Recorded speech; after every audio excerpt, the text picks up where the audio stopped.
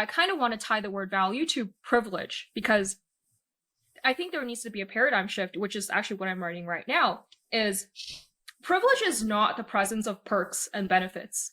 It's the absence of obstacles. For example, if your parents tell you, Matt, when I was your age, I walked like 5 miles to school every morning and I had to like trek through a mountain to get back home. You know those stories, right? That's my And then dad's story. exactly, and then they compare it back to you. They're like, well, Abe, you know what? You get a ride to school. Like, you get a comfy ride to school. I didn't have that when I was your age. And they say something like that. Well, the point of those stories is to make you more grateful. Is to make you more like, hey, look at all you have. Why are you still complaining? But more so, it's not that people don't want to be grateful. It's gratitude equals happiness is such a like a no-brainer, right? Everyone on Twitter and self-help genre talks about, go be more grateful, say thank you, and you'll be happier. But like, it's not that we don't want to be grateful. It's just that we have the tendency to overvalue what we don't have and undervalue what we already do.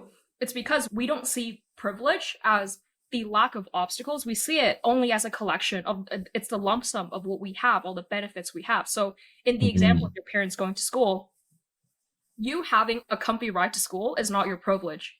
You not having to walk 5 miles and climb mountains there and back is your privilege. It's the negative. It's what you didn't have to do to get to where you are. That's your privilege.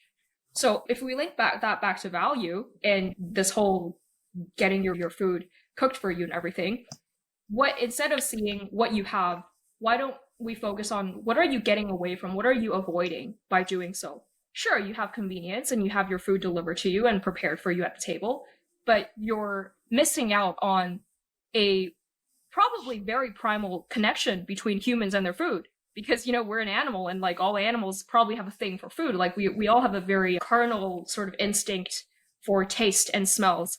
And you're removing a huge part of that. And, it can't be natural. It can't be good to be that far away from the very process of eating, which is something that you have to do to stay alive.